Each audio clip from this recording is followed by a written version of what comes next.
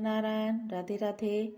मार्गशीर्ष की पूर्णिमा तिथि को कैसे पूजा करनी है, क्या दान करना है और कब है पूर्णिमा तिथि, ये सब बताते हैं। मार्गशीर्ष की पूर्णिमा तिथि है 4 दिसंबर 2025 को। इसी दिन व्रत भी रखा जाएगा और स्नान भी इसी दिन किया जाएगा। इस बार चतुर्दशी भी इसी दिन है, दोनों तिथियां एक साथ हैं। इस दिन माँ अन्नपूर्णा की भी पूजा की जाएगी और दत्तात्रेय भगवान की जयंती भी है।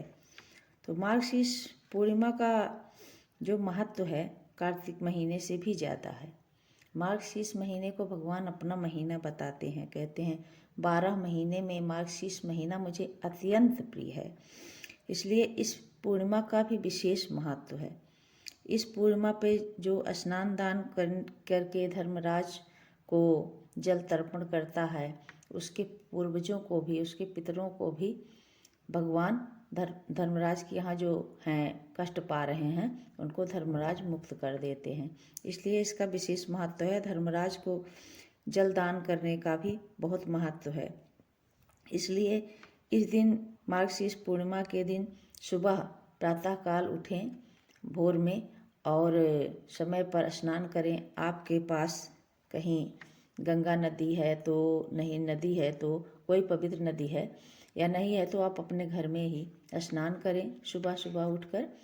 और जल में आप, गंगा जल आपके घर में है तो गंगा जल मिला लें। गंगा जल मिलाकर आप स्नान करें। पूजा करने के, स्नान करने के बाद आप भगवान के लिए पूजा के लिए जब बैठें तो भगवान के सामने बैठकर आप आसनी पर अपने आचमन करें और संकल्प करें। आप व्रत रख रहे हैं तो पूरा दिन का व्रत रखें, नहीं तो पूजन करें। और पूजन करते समय भगवान नारायण का पूजन करें। उसमें आप तुलसी दल से भगवान की सेवा करें, भगवान को नहलाएं, शंख से नहलाएं भगवान को और भगवान का भोग प्रसाद लगाएं सुबह के समय में। और तुलसी से पूजा करें।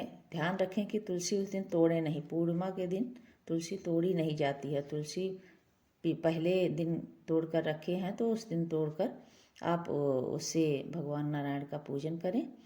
और आप पूजन करने के बाद आप एक लोटे में जल लेकर उसमें काला तिल डाल लें और कुशा डाल लें, तुलसी दल डाल लें और ये सब लेकर आप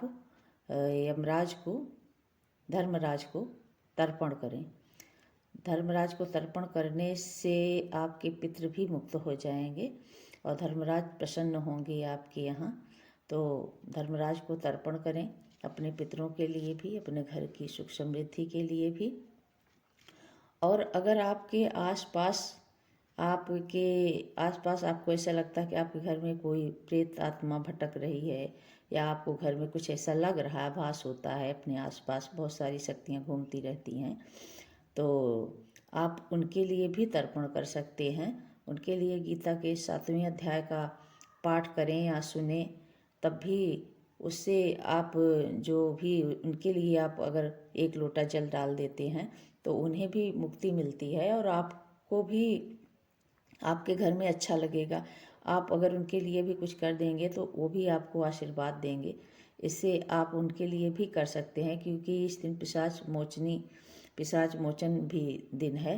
तो 14 जो मतलब चतुर्दशी आती है, इस दिन पिशाच मोचन का भी होता है। तो इस बार चतुर्दशी और पूर्णिमा एक ही दिन है, तो इसलिए दोनों आप कर सकते हैं। तर्पण करें, उनके लिए भी तर्पण करें। आप पूरे मन से करेंगे तो उन्हें भी मिलेगा और इससे आपके घर में भी सुख समृद्धि बनी रहेगी। और आप अन्नपूर्णा माता की भी पूजा करें इस दिन। अन्नपूर्णा माता की पूजा करने के लिए आप अपने किचन में, अपने रसोई घर में या फिर अपने भंडार गृह में एक दीपक जलाएं, कपास के तेल का दीपक। कपास का तेल आपको कहीं भी मार्केट में मिल जाएगा। आप उसका एक दीपक जलाएं, 4 मुखी दीपक जलाएं या एक मुखी ही दीपक जलाएं, अपने किचन में रख दें। और किचन में नहीं तो भंडार गृह में रख दें। और ये पूर्णिमा के दिन करें। ये तो आप हर पूर्णिमा को कर सकते हैं। इसे माता अन्नपूर्णा बहुत प्रसन्न होती है। माता अन्नपूर्णा की कृपा से ही घर में धन की बढ़ोतरी होती है। आपके घर में धन भंडार भरा रहता है। इसलिए माता अन्नपूर्णा के लिए एक दीपक जलाएं और इस तरह से पूजन करें। और शाम के समय में आप चंद्रमा के लिए पूजन करें। इसमें चंद्रमा का पूजन किया जाता है पूर्णिमा के व्रत में। पूर्णिमा का व्रत कर रहे हैं तो शाम को चंद्र भगवान को अर्घ दें। चंद्र भगवान को अर्घ दें। चंद्रमा लक्ष्मी के सहोदर भाई हैं, तो इससे लक्ष्मी माता प्रसन्न होती हैं, क्योंकि चंद्रमा भी समुद्र से ही निकले हुए हैं और लक्ष्मी भी समुद्र से निकली हुई हैं। इसलिए चंद्रमा को अर्घ दें तो लक्ष्मी भी बहुत प्रसन्न होती हैं। घर में आपके लक्ष्मी स्थिर रहती हैं। आपका मन बहुत प्रसन्न रहेगा आपके घर में लक्ष्मी रहेंगी तो। इसलिए चंद्रमा को अर्घ दें। चंद्रमा का अर्घ देते समय चंद्रमा का मंत्र पढ़ें। आपको अगर आता है तो, नहीं आता है तो ऐसे ही आप चंद्रमा को अर्घ दे दें। इससे बहुत खुश होंगे आप। ठाकुर सेवा करें। इस तरह ठाकुर भगवान तो प्रसन्न होंगे ही, माँ लक्ष्मी भी प्रसन्न होगी और चंद्रमा के साथ भी महालक्ष्मी प्रसन्न होगी। इसलिए ये सब जरूर करें और धर्मराज को तर्पण अवश्य करें। अपने कुल गोत्र का नाम लेकर, संकल्प लेकर आप पूजन करें। चंद्रमा को पूजन करते समय आप मीठे, सफ़ेद मीठे का भोग लगाएं तो चंद्रमा अत्यंत प्रसन्न होते हैं। और इस दिन पिशाच मोक्ष भी इसी दिन है, तो आप उनके लिए भी कुछ करें तो बहुत अच्छा होगा। और आप सत्यनारायण भगवान की पूजा सुने। सत्यनारायण भगवान की पूजा वर्ष में एक बार अवश्य सुननी चाहिए। आपके घर में अगर सत्यनारायण भगवान की पूजा होती है तो आप एकदम से, आपका घर शुद्ध बना रहता है। आपके घर में एकदम प्रसन्नता रहती है। साल में एक बार तो अवश्य ही सुने। और ये पूर्णिमा का दिन तो बहुत ही अच्छा है सत्यनारायण भगवान की कथा सुनने के लिए। इसलिए मार्गशीर्ष की पूर्णिमा को सत्यनारायण भगवान की कथा सुने। हो सके तो आप अपने घर में एक कथा पूजा अवश्य सुने तो बहुत ही अच्छा है। इसलिए गंगा का स्नान, पूजा और दान का बहुत महत्व है।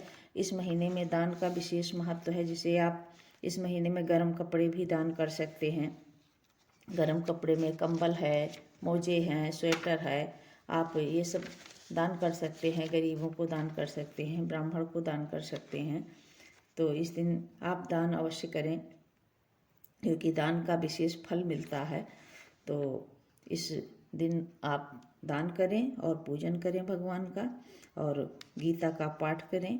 इससे आपको, आपके घर में सब समृद्धि बनी रहेगी, सुख समृद्धि बनी रहेगी।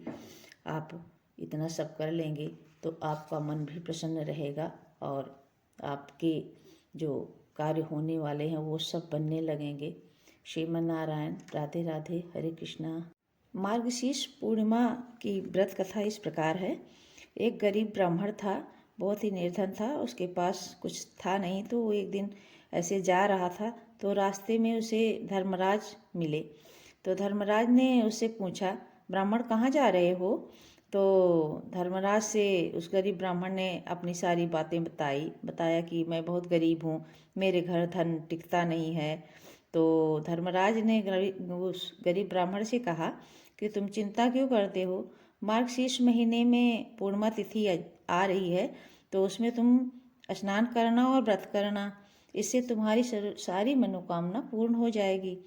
धर्मराज के ऐसा कहने से ब्राह्मण ने पूर्णिमा के दिन व्रत किया, तो उसे व्रत का फल मिला और व्रत के फल मिलने से उसकी सारी इच्छाएं पूरी हो गई। उसके घर में धन धान से पूरा घर उसका भर गया। ऐसी है कहानी मिलती है धर्मराज की। तो धर्मराज ने कहा था कि उस दिन हमें जल का तर्पण करना धर्मराज को। तो इस तरह ब्राह्मण ने उस दिन जल का तर्पण किया था, इसलिए जल का तर्पण किया जाता है धर्मराज को इस दिन, पूर्णिमा के दिन। इससे उसे पूरा सुख प्राप्त हुआ। श्रीमन नारायण। राधे राधे। हरे कृष्णा।